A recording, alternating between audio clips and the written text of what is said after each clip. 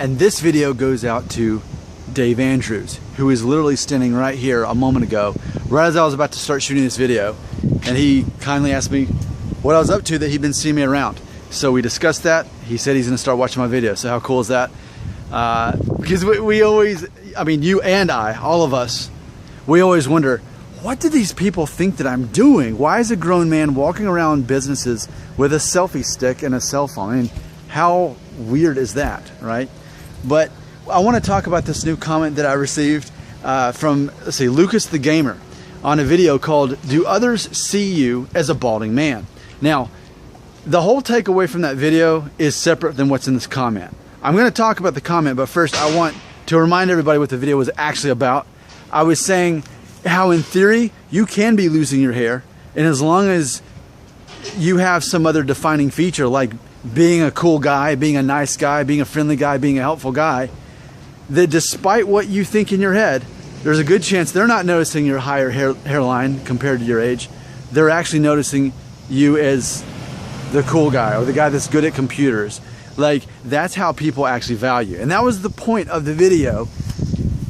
But of course it was entitled, "Do Others See You as a Balding Man?"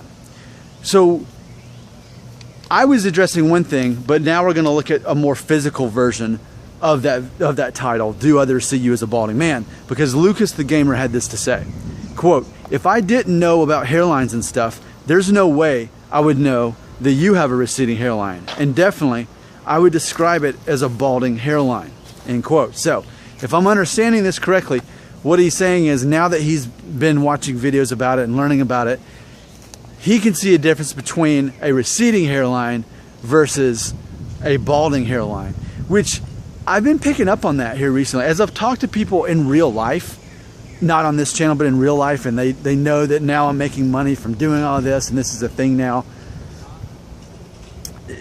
It's funny, they'll describe someone they know that has a receding hairline. And if I know that person, I'll think, that's not a guy with a receding hairline. That's a guy with like Norwood 4.5. That's beyond receding hairline.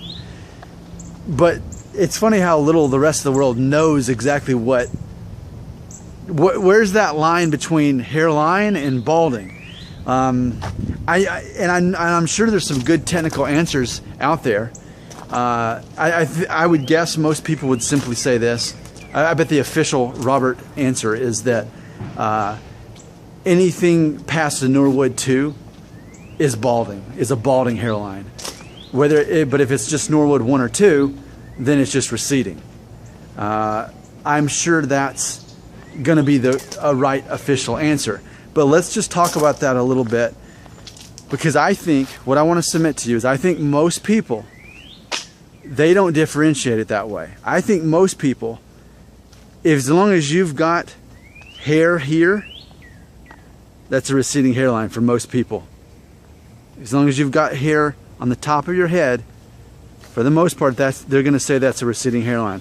I think it's not until that little island disconnects as you get into Norwood 4, when there's just the patch right there, that's when they start seeing it as balding. I think anything up until that point, most people are going to say is a receding hairline. Now keep in mind, in the real world, most people on their own don't recognize that I have a receding hairline in the real world. And that's why it's still so funny to most people that I have this channel and I'm able to talk about this. So I think it goes back to what Maxwell Smart had said, that we're definitely much more, we're harder on ourselves. Hey, Michelle. Hey, Nick, how you? Doing good. You want to say hey everybody in my video today? Hello, everybody. Good to see you. So it's funny how the rest of the world has a different perception of what receding hairline means and what balding means. And it's funny to me that in my real actual life, people don't see me as a receding hairline guy. They don't notice that. But we overanalyze it to the point where it becomes so much more of a deal to us and not the rest of the world. So receding versus balding. And Lucas is right. I mean, the more you learn about it, the more aware of it become. It's good up until a point. It's good to learn. It's good to face your fear, to face the issue. to find a way to overcome it internally or some other way. That's all important, but I think there's also a danger is that when you know too much about it, if you're not willing to decide how to move forward, then it can actually hold you back if you overanalyze it. And I think that can even be a trap for a lot of my subscribers on here. You know, I can see this process of maybe a guy that's 17 years old and thinking, man, is my hairline going up already? I'm still in high school. And then he compares himself to all the other guys. Most guys don't have that problem yet. He's not noticing that, and he's starting to freak out about it. He watches my channel. He's like, man, maybe I really am starting the process of losing my hair. And so he gets to that point, and then he learns all this stuff, and then he assumes that he's next. He's going to be at my Norwood 3 status, you know, by the time he's 20. Now, is that possible? Yeah. But it's also possible that you'd still have this much hair at 36, because as I recently looked back on pictures of myself at 17, which I don't know if you saw the video, I can already see where the Norwood 1 actually started technically at maybe around 17 for me. So no one can know how quickly they're going to lose their hair. But I think we have to be careful as we learn more about the process of maturing, receding, balding, all as it goes back.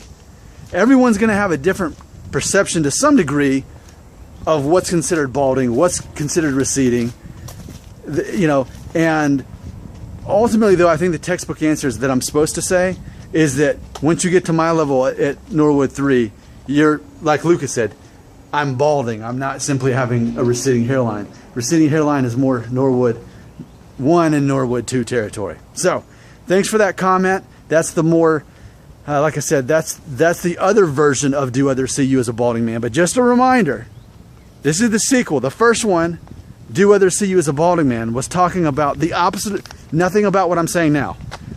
The bigger point is not this video, but the one before it.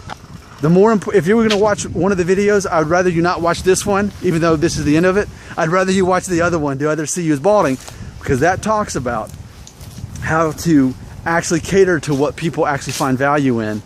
And sure enough, you can easily have them focus on something else and not this as far as what they're going to value in.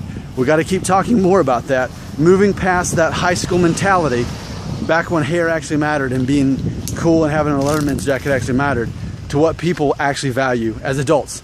I'm Nick Shell. Keep the comments coming, because sure enough, I will answer you in that comment. I love you, man.